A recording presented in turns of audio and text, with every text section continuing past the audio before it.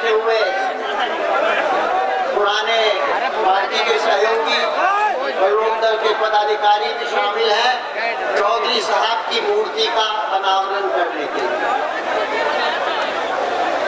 और आज ये सभा हो रही है, सही बात तो ये है, सभा हो रही है उत्तर प्रदेश की जनता को एक संदेश देने के लिए कि इस बढ़ोत से भाजपा की खात्मा शुरू करने का काम शुरू हो गया है।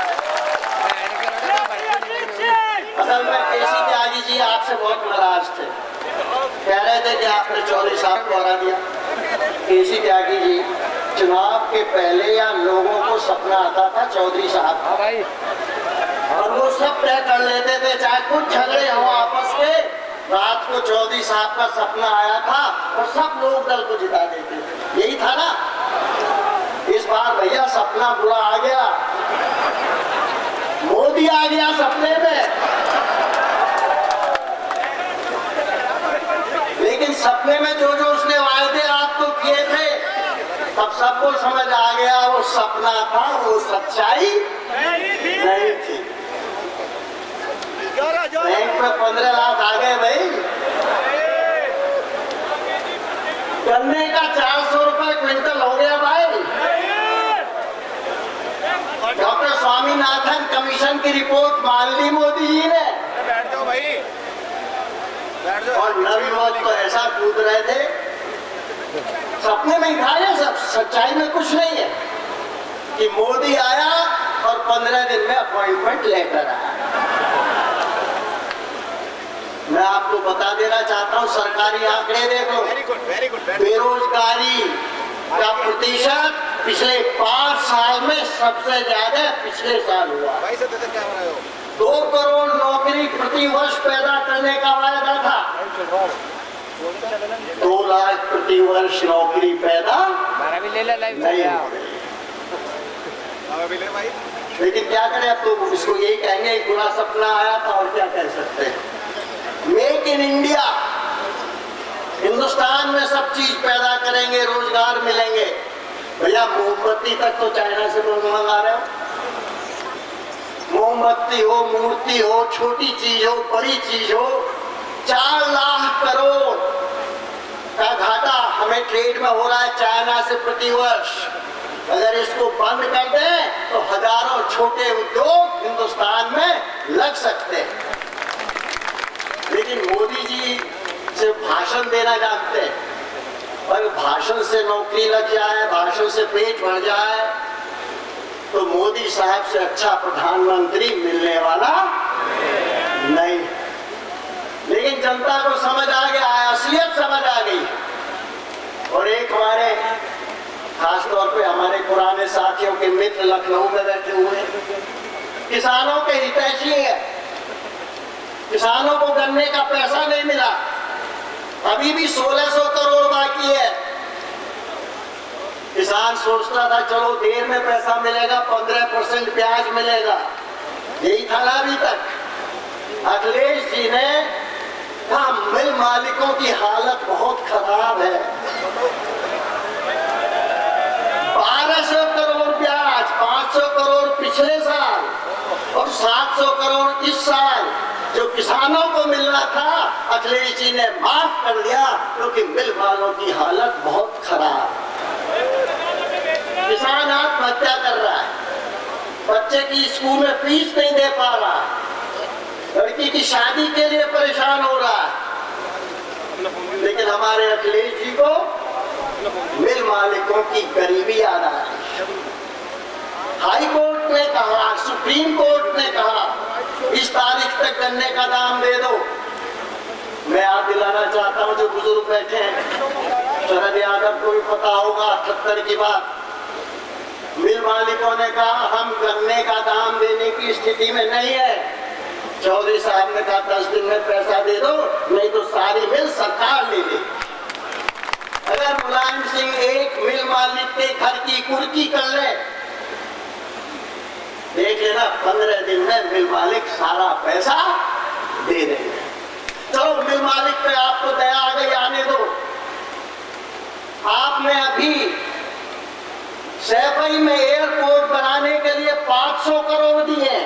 सैफई में हमारी दिखा दे 500 करोड़ एयरपोर्ट के लिए। पिछले साल जब सूखा पड़ा था, सूखा नहीं पड़ा था, जो बारिश हुई थी,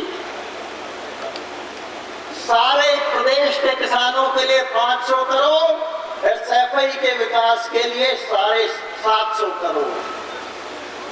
अगर अखिलेश जी, मुलायम सिंह जी जरा सैफई से हटके अपनी आंख मिलो।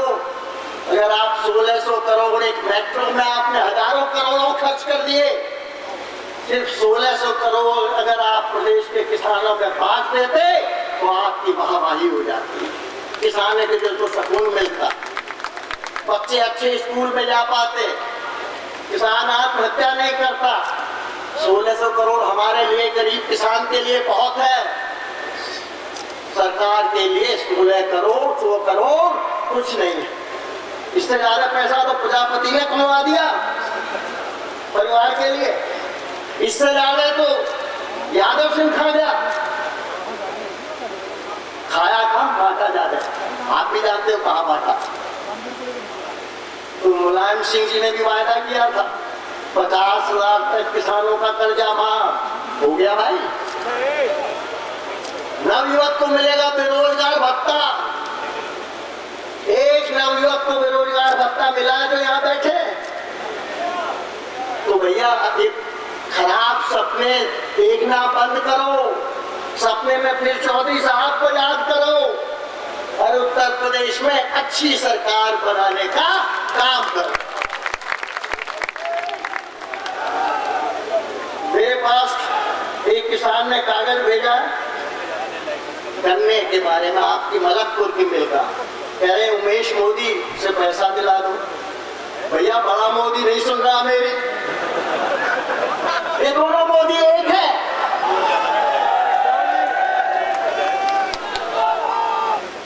हम 13 तारीख को लखनऊ में धरना देंगे इस मुद्दे पे। मोदी पैसा नहीं दे सकता, 10% पैसा दिया है, ये मिल सरकार को जब्त कर लेनी चाहिए। और 1200 करोड़ जो किसानों का ये है, जो मिल मालिकों को इन्होंने माफ कर दिया। किसान तो कर्जा ले रहा है कि उसे पैसा नहीं मिला और उस पर ब्याज भी दे रहा है, मिल मालिक पैसा भी नहीं दे रहा और ब्याज का पैसा भी माफ कर रहा है। अच्छी किसानों की सरकार। तो इसलिए ज्यादा भाषण देने की जरूरत है नहीं है। बड़े बड़े दिग्गज बैठे हुए हैं, सबके भाषण आपने सुन लिए। और ऐसे भी भैया, चाहे गन्ने का सवाल हो, चाहे फसल बीमे का सवाल हो, चाहे लूटमार हो रही हो, चाहे गुंडागर्दी हो रही हो, ये आपको मुझसे ज्यादा पता है ना सर? पता है ना? तो आपका फर्ज बनता है कि ऐसी खराब सरकारों को फेंको। 1.5 लाख तक।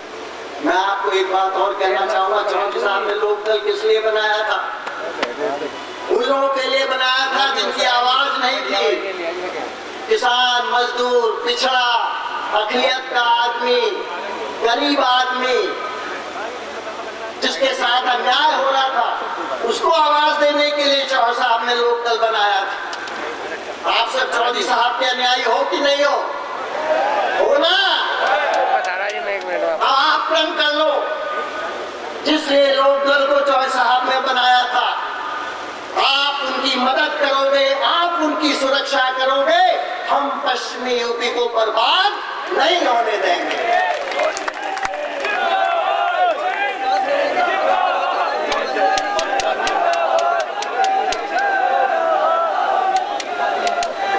अच्छे सपने देखना तो अभी शुरू कर दो। नीतीश को देखो, शरद को देखो, जयंत को देखो, आर.के. चौधरी को देखो, हमारे ठाकुर साहब बैठे हैं, डॉक्टर मसूद बैठे हैं। मोदी को मत देखो, मुलायम को मत देखो, अच्छे सपने देखो और चुनाव आते आते आप तय कर लोगे कौन आपका हितैषी है और कौन आपको बर्बाद करना चाहता है। जय हिंद।